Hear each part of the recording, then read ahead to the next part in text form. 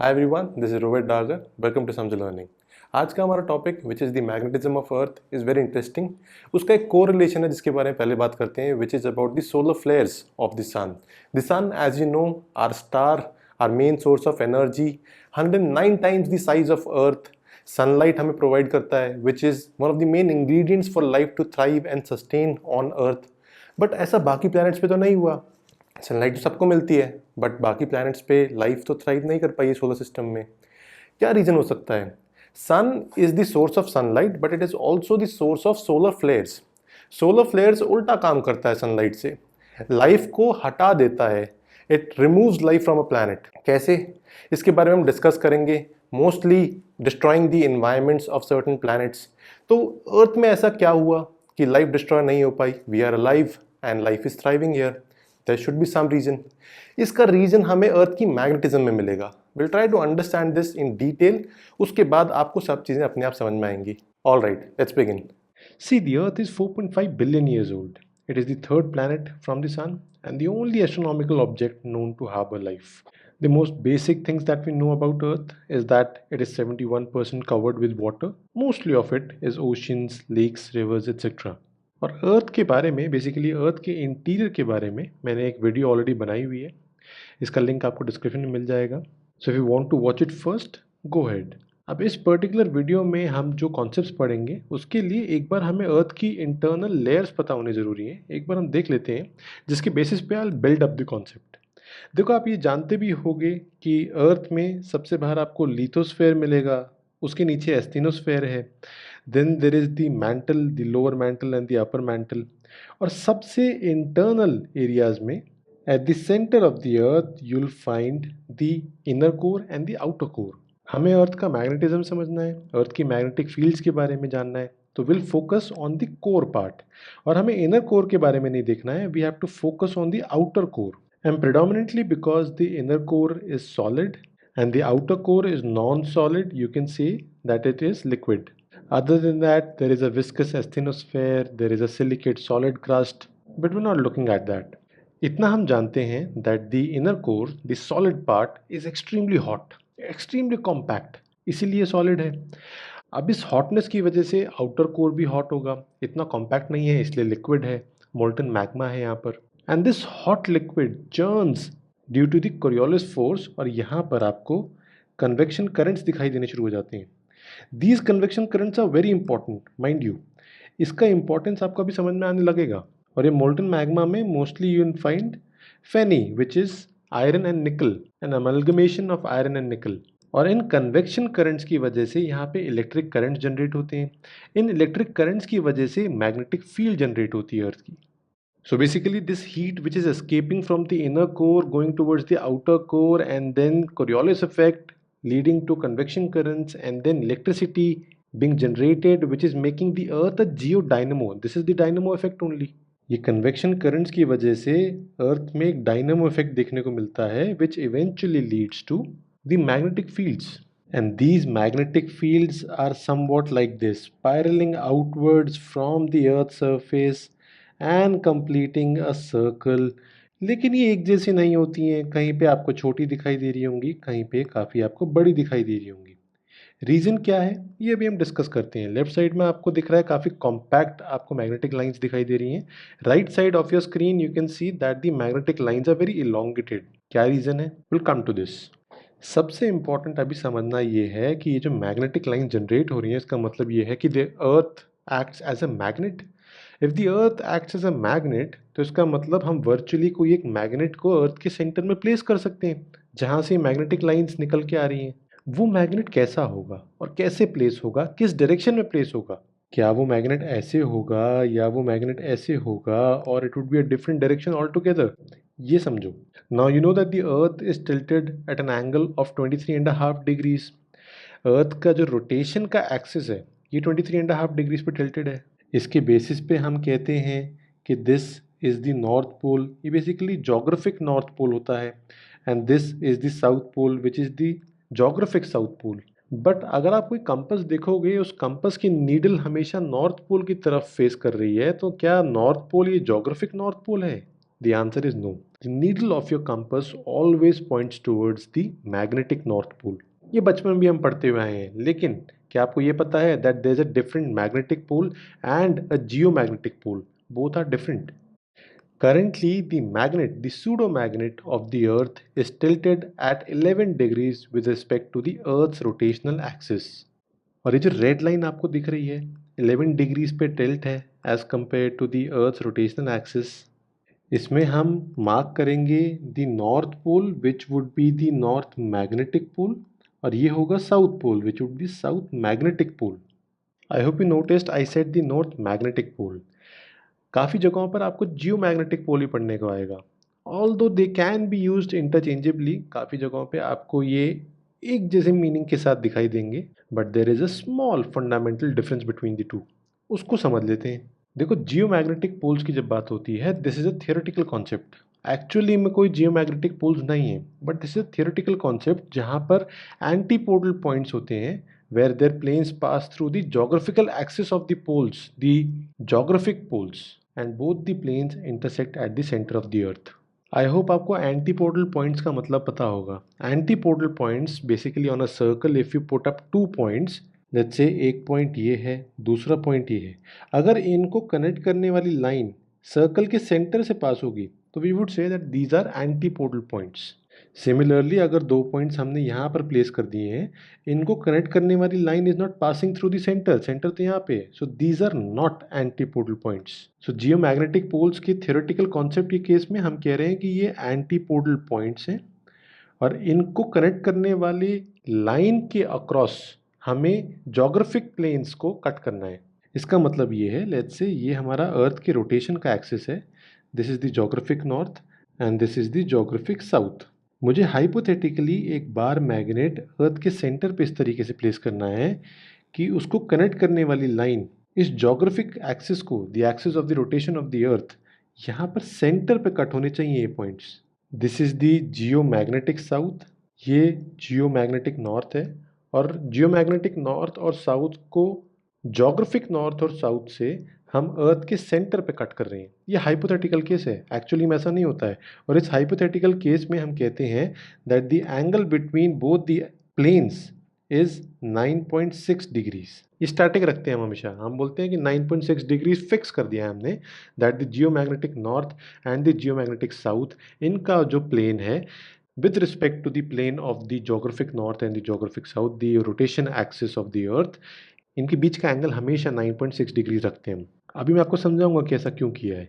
Similarly in the case of magnetic poles, अगर हम यहाँ पर फिर से अपना अर्थ का रोटेशन एक्सिस बना लेते हैं, geographic north and geographic south, जो एक्चुअल में अर्थ की मैग्नेटिक लाइंस हैं वो कुछ इस तरीके से बनती हैं that the virtual magnet that we are talking about, इसका जो एक्सिस है ये अर्थ के रोटेशनल एक्सिस, जोग्राफिक नॉर्थ और जोग्राफिक साउथ वाले एक्सिस से अर्थ के सेंटर पे कट नहीं होता है। ये जो इंटरसेक्शन पॉइंट है which is this one is not the centre of the earth. Earth का सेंटर कुछ यहाँ पर है, but the plane of the magnetic poles is not intersecting with the plane of the geographic poles at the center of the earth.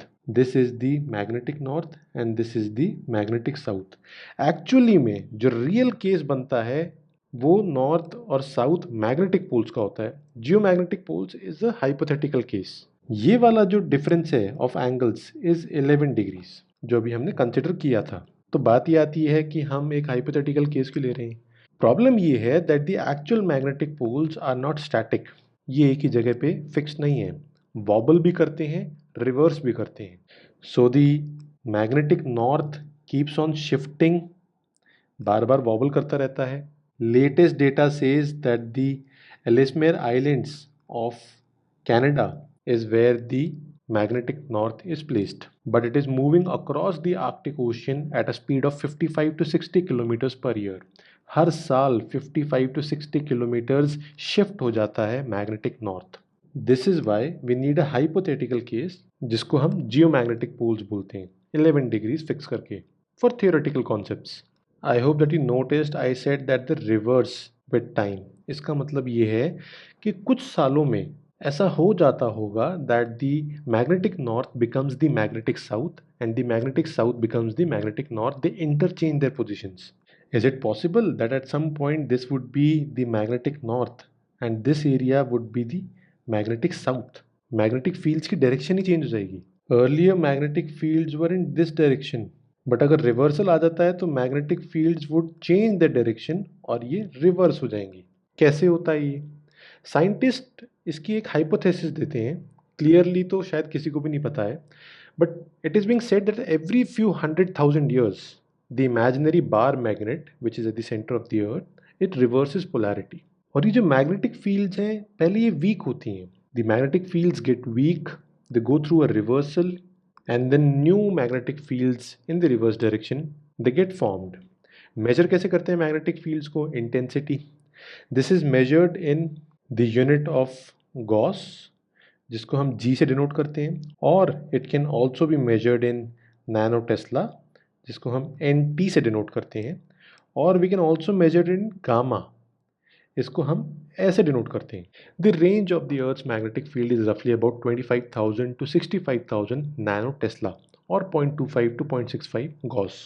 अब आपके मन में एक सवाल आ रहा होगा, how do we know that the earth's magnetic polarity can reverse और has reversed in the past, because I am talking about hundreds of thousands of years. तो हमें कैसे पता कि ये कोई फिनोमिनन हुआ होगा या नहीं भी हुआ होगा? कुछ एविडेंस तो होना चाहिए. ये एविडेंस किस बेसिस पे होता है? Let us try to understand that. Now some of you would be familiar with the concept of sea floor spreading. Sea floor spreading में ही अर्थ की मैग्नेटिक फील्ड्स का और अर्थ की मैग्नेटिक पोलैरिटी रिवर्सल का राज छुपा हुआ है. Now this is something which is very interesting for palaeomagnetists. ये ही रॉक की एविडेंस देखते हैं. सी फ्लोर स्प्रेडिंग में बेसिकली क्या होता है? There are certain mid oceanic ridges which get formed. Lava का एक्सट्रूजन हो रहा है और धीरे धीरे यहाँ पर रिजेस बनती हुई जा रही हैं. ये लावा सेटल होगा on the sea floor bed, और जब ये लावा सेटल हो रहा है इस पॉइंट ऑफ टाइम पे मल्टीपल लेयर्स कुछ इस तरीके से हो रही हैं कि हमें ये पता लग जाता है कि at certain point of time in ferrous rocks की मैग्नेटिक पोलैरिटी क्या थी. थोड़ा और डिटेल में समझाता हूँ. Let's say these ferrous rocks are 200,000 years old. यहाँ पर हमें 100,000 years old मिल रहे हैं रॉक्स, और ये नए नए हैं. दीज आर रफली अबाउट 10,000 years old. अब मोस्टली आयरन के कंपाउंड्स हैं, इनमें मैग्नेटिक प्रॉपर्टीज होती हैं. These magnetites or ferrous oxides or iron oxide compounds during their extrusion align their polarity according to the magnetic field at that point of time. एक iron का compound है, magnetic field इस direction में है, इसने अपने आप को इस पर्टिकुलर डायरेक्शन में अलाइन कर लिया. कुछ 100,000 साल बाद, 2 लाख, 4 लाख और मे बी 10 लाख साल बाद एक और आयरन कंपाउंड है at a different location, may be much far away from this particular iron compound, जिसकी मैग्नेटिक पोलैरिटी ऑपोजिट डायरेक्शन में है. ऐसा पैलियोमैग्नेटिस्ट को मिला है. So the palaeomagnetist came to a conclusion that the magnetic polarity of the second iron compound is in a reverse direction, because उस time पर earth की मैग्नेटिक पोलैरिटी भी रिवर्स डायरेक्शन में रही होगी. So based on the data that we have, by looking at the iron compounds at different location in the same seafloor bed, we came to a conclusion that certain iron compounds alternatively had different polarity. इसका मतलब ये है कि अर्थ अपनी magnetic polarity reverse करता आ रहा था, जिसके बेसिस पे इन मैग्नेटिक कंपाउंड्स की भी पोलैरिटी रिवर्स होती जा रही थी. So the iron compounds here and the iron compounds here had different polarities alternatively. Strips बन गई थी. फिर इसके बाद हमने क्या किया? हमने इन मैग्नेटिक पोलैरिटीज़ के रिवर्सल्स को नाम देने शुरू कर दिए. The most recent that you need to know is the Brunhes Matuyama reversal which happened रफली अबाउट 7,80,000 years ago. एक और है which is the Laschamps excursion which is रफली अबाउट 42,000 years ago. अच्छा, जब यहाँ पर रिवर्सल और एक्सकर्जन की बात आ रही है तो एक और कॉन्सेप्ट मुझे याद आ गया है. I will tell you. There's a difference between excursion and reversal. छोटा सा डिफरेंस है. रिवर्सल इज अ परमानेंट और अ लॉन्ग टर्म रिवर्सल की पोलैरिटी चेंज हो गई है, रिवर्स हो गई है. Excursion is a short term comparatively dip in the magnetic field. This is not of the entire earth. एक पर्टिकुलर लोकेशन पे मैग्नेटिक इंटेंसिटी में डिप आ गया है या पोलैरिटी में डिप आ गया है, बट पूरी अर्थ की पोलैरिटी रिवर्स नहीं हुई है.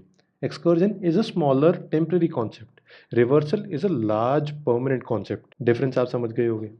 अब ज़रा वापस आ जाते हैं अपनी मैग्नेटिक फील्ड्स पर कि लेफ्ट डायरेक्शन में आपको मैग्नेटिक फील्ड्स काफ़ी स्क्वीज दिखाई दे रही हैं और राइट साइड में काफ़ी इलोंगेटेड दिखाई दे रही हैं। ऐसा क्यों है? देखो, मैग्नेटिक फील्ड की सबसे इम्पॉर्टेंट एक प्रॉपर्टी ये है कि ये अर्थ की लाइफ को सस्टेन करने में हेल्प करती है। कैसे? You know that the sun gives away solar flare, this travels across space. Solar system में सोलर फ्लेयर ट्रैवल करते रहेंगी। ये सोलर फ्लेयर हमारे एनवायरनमेंट को बहुत ही ज़्यादा डेंजरस लगती हैं। कैसे? Ultraviolet radiations. उससे भी ज़्यादा इम्पॉर्टेंट बात यह है that the solar winds, the solar फ्लेयर्स have the tendency to rip off the CO2 from a particular planet, which happened in the case of Mars. Discuss करेंगे. But the Earth's CO2 could sustain in our environment because we have the magnetic fields. These magnetic fields act as a shield against the solar flares. और क्योंकि solar flares का impact जिस तरफ आपको दिख रहा है, that particular side of the earth would have a squeezed magnetic field. सन जिस तरफ होगा, अर्थ की मैग्नेटिक फील्ड वहां पे थोड़ी स्क्वीज्ड आपको दिखाई देगी. जिस तरफ सन नहीं होगा उस तरफ आपको काफी इलोंगेटेड मैग्नेटिक फील्ड दिखाई देंगी. आई होप आपने आइडेंटिफाई कर लिया होगा कि ये सन है. एटलीस्ट ये प्रॉब्लम तो नहीं होनी चाहिए. अच्छा, जिस डायरेक्शन में सन की फ्लेयर जा रही हैं वहां पर maximum extent of the magnetic fields is 10R. 10R का मतलब क्या है? 10 times the radius of the अर्थ. छोटी सी बात है, याद रख सकते हो. अभी जो लास्ट रिवर्सल हुआ था अर्थ की मैग्नेटिक फील्ड में, इसके काफ़ी डेवेस्टेटिंग इफेक्ट थे. स्पेशली द लेस्चैम्स एक्सकर्जन, जिसके बारे में हमने अभी बात की थी, which happened about 42,000 years ago. ये काफ़ी ज़्यादा टर्निंग पॉइंट था ह्यूमन एग्जिस्टेंस के पॉइंट ऑफ व्यू से. कैसे? The answer is that at this point of time when the earth's magnetic field weakened, यहाँ पर अर्थ के क्लाइमेट में एक डिजास्ट्रस चेंज आया था. This also resulted in the end of the Neanderthals, ऐसा कहा जाता है. The magnetic fields were weak, they were going through a reversal. It could have led to solar and cosmic radiations affecting the atmosphere and hence the devastating effects. कुछ evidence ऐसी भी हैं of Homo sapiens caves at this point of time जहाँ पे कुछ reddish handprints मिले हैं, which suggest that certain sunscreens were used, caves were used at this point of time. The early Homo sapiens were using them to protect themselves from UV rays due to weak magnetic fields at that point. Cave का इस्तेमाल किया जाता था. Red ओक्लाय handprints दिखे थे जिसकी वजह से हम कह सकते हैं कि these were sunscreens in those times. और आइडिया हमने अच्छे से इसलिए भी लगाया है because even today certain indigenous groups of Namibia use the same red sunscreen. अब क्या अभी भी रिवर्सल होने वाला है? देखो, कुछ साइंटिस्ट ऐसा बोलते हैं that the magnetic north pole is shifting and it has been pointed out that there is a weakening of the magnetic field by 10% over the last 170 years, which means that the next reversal could be coming. अभी के लिए तो magnetic north जो है वो अर्थ के geographic north के पास में है. राइट, सो आई होप कि आपको अर्थ का मैग्नेटिक फील्ड समझ में आ गई होगी. Let us compare this with some other planets of our solar system. For example Venus, which has a liquid core. अब यहाँ पर लिक्विड कोर तो है लेकिन इसकी रोटेशन इतनी स्लो है जिसकी वजह से प्रॉपर डायनेमो थ्योरी हमारी आ नहीं पाती है, डायनेमो इफेक्ट प्रॉपरली बन नहीं पाता है. We can compare Earth with Mars. Mars से हमें बहुत उम्मीदें हैं but Mars has a solid core. यहाँ पर मैग्नेटिज्म इतना वीक है जिसकी वजह से the solar flares in earlier times have already destroyed the CO2 of this environment. We can also compare Earth with Jupiter which is a huge planet, you know. अब Jupiter में solid core तो नहीं है, liquefied core है, लेकिन इसकी rotation इतनी ज़्यादा है जिसकी वजह से चर्निंग इफेक्ट इतना स्ट्रांग है कि प्रॉपर मैग्नेटिक फील्ड नहीं बन पाती है. एक ऑप्टिमम इफेक्ट होना जरूरी है जिसकी वजह से डायनेमो थ्योरी सस्टेन कर पाए. मैग्नेटिज्म पुअर है यहाँ पर, इसलिए इनके एनवायरनमेंट्स प्रॉपरली सस्टेन नहीं कर पाए. In earlier times, billions of years ago, we are talking about the time that we have not seen. But scientists have suggested this is what might have happened. Earth is in the Goldilocks zone. कहते हैं कि it is at a perfect location for life to thrive. इसीलिए हम बाकी galaxies में भी ऐसे planets को देख रहे हैं जो कि अर्थ की जैसे डिस्टेंस पे हो from the stars. Goldilocks zone होना जरूरी है. आई होप आपको मैग्नेटिज्म का कॉन्सेप्ट पसंद आया होगा. See in the next video. Thank you.